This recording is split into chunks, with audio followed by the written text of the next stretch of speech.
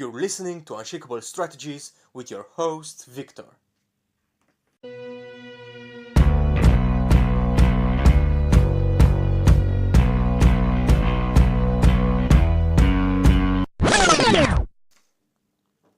It's midweek here, and I think you, as much as myself, need some hacks in order to help us achieve our goals and basically make our lives better without too much struggling.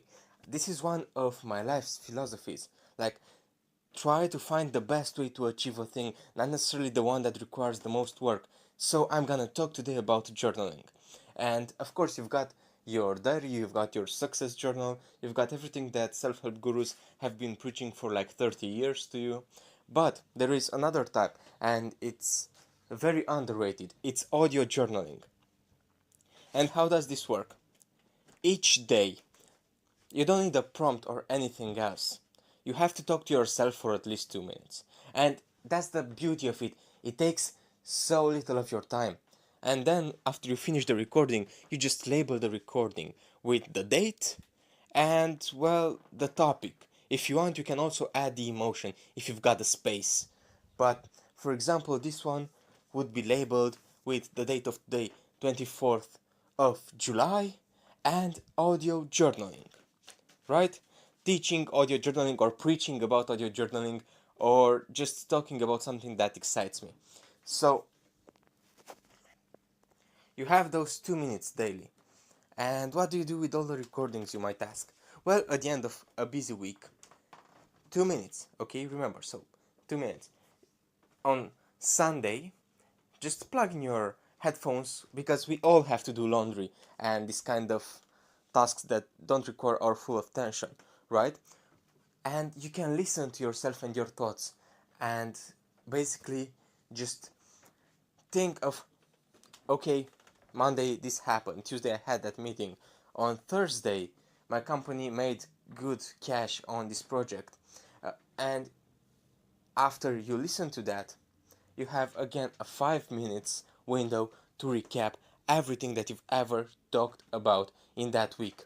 And those recaps are gonna be just labeled week 1, week 2, week 3, week 4, up to week 52 of the year. And also, you're gonna keep them in a folder dated with the year, like 2018, and then you're gonna have your weeks, week 1, week 2, week 3. Those are all recaps. And try to see if maybe certain emotions are different from that place. That's what I found it's really amazing to do. In other prompts might be 1. Some ideas that trigger you or make you want to talk. For example, what are wicked problems? You can research that and talk about that, and hey, it's a curiosity that you had. And you should always do that, right? The second type is reflection on big life events, which means if something massive happened, like you've got fired or you got a new client or something that actually, or you got into a new relationship, right? You're emotionally charged and it actually helps to express yourself. I again recorded myself after, for example, after I met Tony Robbins, after I first got a text from him. I recorded myself when going to uni, like my last day of uni. I have all of those recordings, they're very personal and they make me look back and see where I was and what person I became today. And it's really helpful to put everything into perspective, okay? The third thing you can do is journaling for easing of the mind, which is basically the one that I was advocating for, the 2 minutes journaling for easing of the mind. Sometimes you need more than 2 minutes. You just want to have like a mind dump and basically say, hey, I'm interested in that and that. I'm thinking of doing this and that. And you just don't have time to do them now, right? So you're just easing your mind by dumping everything into a recording to listen to a later time and going back to those ideas. There are also 4 and 5, which I'm not a huge fan of. The one is for professional reflections. I believe that still should be a part of your life events because I believe that there is a lot of value in treating everything as a learning experience.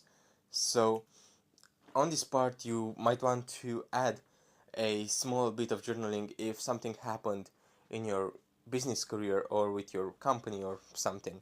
And the last type of prompt is personal reflections, which is basically the recaps. Okay? So you've got those 5 types of prompts. I hope this is helpful to you. It sounds like a lot to implement, but again, start with 2 minutes each day and just think about everything that you wanna mind dump. That's the easiest thing. And also add the big events, the ones which are emotionally charged.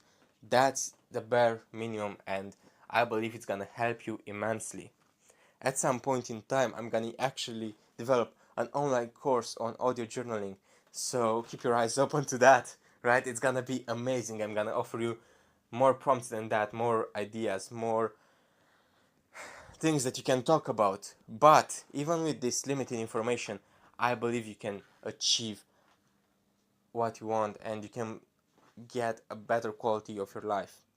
So start talking to yourself. I know people tell you that this is crazy, but it's not. It actually helps you understand what's happening around you. Because if we want to understand something, we have to verbalize it. Okay? Language is the foundation of the way that we perceive our world. Is the foundation of everything that we do. Is basically the way that, the only way that we understand reality. Okay? And this is going way into too deep, and the idea is very complicated, and philosophers tried to explain this for like 3,000 years, but just as a quick fact, you can't actually not think in a certain language, and this just tells you how important language and verbalizing stuff really is. So I'm gonna leave you with this and hope you're gonna have an amazing mid of the week and an amazing rest of the week, and I hope you're gonna start implementing the audio journaling that I talked to you today. I'll see you tomorrow.